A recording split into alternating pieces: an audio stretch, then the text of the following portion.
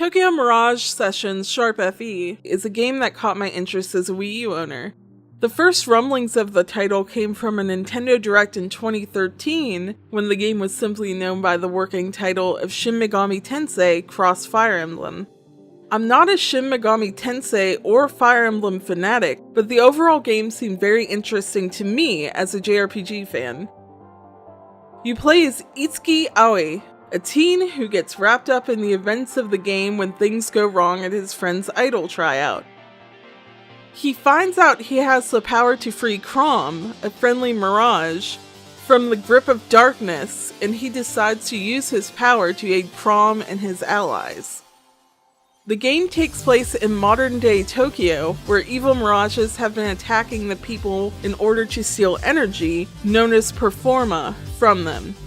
Numerous disappearances, including that of a main character's sister, have been occurring for some time. Enter Itsuki and his friends. Right after discovering their powers, both Itsuki and Tsubasa are thrown into the conflict and join Fortuna Entertainment as Mirage Masters under the guise of performers. Mirage Masters are humans that can harness the power of Performa and form a partnership with the Mirage. Fire Emblem heroes serve as the good Mirages in the game and have lost their memories. It's up to Itsuki's group and the Fire Emblem hero Mirages to stop the evil Mirage's plan. In addition to the Mirage plot, there is the motivation of Itsuki's group becoming better performers and consequently better Mirage Masters. Though not as deep as Persona character development, there are many feel-good moments as Itsuki and his friends develop both as entertainers and as people. The story is interesting, compelling, and charming, despite being cliché at times. The game has many options for strategizing your team. Team upgrading and customization is done through a system called Unity that makes use of enemy Mirage Performa in order to create new weapons and skills. There's Carnage Unity, where you can create new weapon forms for your Fire Emblem Mirage companions, and also Radiant Unity, which creates both active and passive skills for your characters. Skills are a combination of both Shin Megami Tensei magic, as well as some skills that would be right at home in Fire Emblem. Weapon types also make an appearance. These include swords, lances, axes, and bows. This degree of customization means that the game is easily adaptable to various playstyles.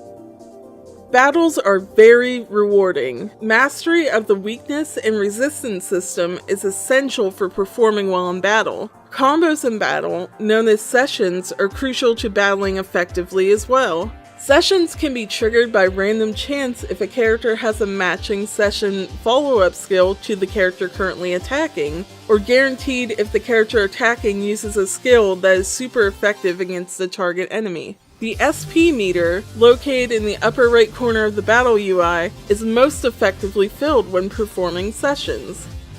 When the gauge is filled enough, characters can use devastating special performance skills that focus on the Fire Emblem hero Mirages. There are also ad-lib skills that have a chance of triggering when a character uses a compatible skill. These are basically powerful mini-performances and are obtained via side quests, known as side jobs, in the game.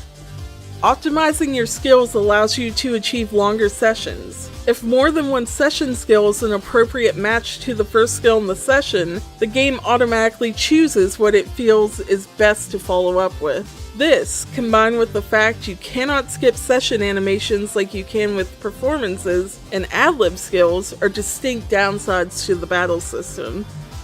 The main element of gameplay, aside from battling, is dungeon crawling, something the Shin Megami Tensei series is well known for. If you've played .hack, Shin Megami Tensei, Persona, or other similar titles, you'll feel right at home with this one. Itsuki can hit enemies with his sword and stun them, letting you choose to run past them or engage with a chance of first strike in battle. There's also the standard puzzle solving and traps in dungeons. A complaint I have with this aspect of the game is that the camera is very wonky. I found that I often had no time to rotate the camera when an enemy Mirage would spawn. This often ended up with me frantically swinging Itsuki's sword and still being jumped by the enemy. As a result, it's very disorienting at times, despite having a map available. There's also the problem of load times in the physical copy of the game, which were also present in the Japanese version. Because of this, unless you got your hands on the limited edition or Fortissimo edition like I did, or don't have the hard drive space, I recommend getting the digital version of the game for smoother load times. The pacing of the game is quite nice and is separated by chapters. Each chapter has an intermission between it and the next chapter for you to decompress and complete general and character-specific side jobs. The character side jobs are absolutely enjoyable and give you more insights into that character's motivations as well as developing the character. The character development element is very reminiscent of Persona. Some character side jobs are gated by stage rank, which is separate from character level and increases when you use a character more in battle. Overall, the difficulty level of the game is quite steep for a casual JRPG fan. While it's not as hard as most Shin Megami Tensei games, I'd recommend that type of fan play on easy mode. There's also normal and hard mode for more veteran JRPG fans. The visual style of this game is gorgeous, and little details really make the entertainer aspect shine. Character models feel like those in Catherine, Atlus's horror puzzle platforming game, except even more detailed. Characters' emotions show on their face, and it feels like you're playing an anime. The cutscenes are 2D in style, yet have a 3D feel to them. This works amazingly well, and they are a delight to watch. I hope Persona 5 is similar to this style, and improves it much like this game has since Catherine. Style-wise, the game is bright. It's definitely not afraid of color, and even feels like the idle atmosphere. It definitely fits the musical entertainment theme of the game, and the attention to detail is great. For example, instead of a status screen in the menu UI, it is referred to as Artist, with mock poster designs of each character. There's also the fact that when casting magic in battle, characters trace their signatures while casting, and spell names are presented in a format that would befit a music video credit. You can't talk about a game centered on performing in music without talking about, well, the music. The background music while traveling around Tokyo and in dungeons is enjoyable and matches the theming of the game. Most of the vocal tracks are very J-pop in nature, with some characters performing what amounts to something more like J-rock.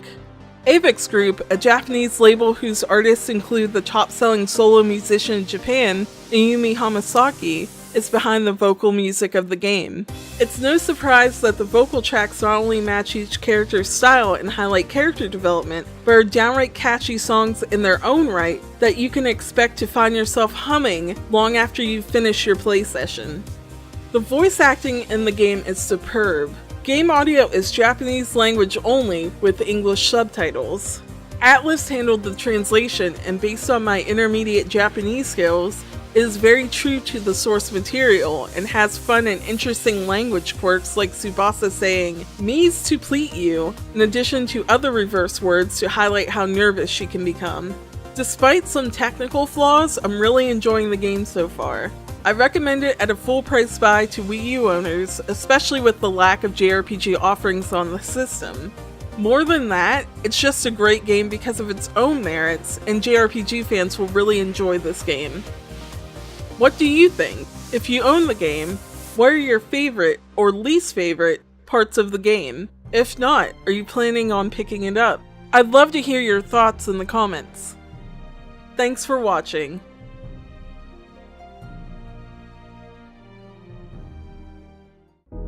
If you liked this video, you might be interested in some of the other videos I've made. Also, please consider subscribing and checking out my Patreon. Thank you so much for your support.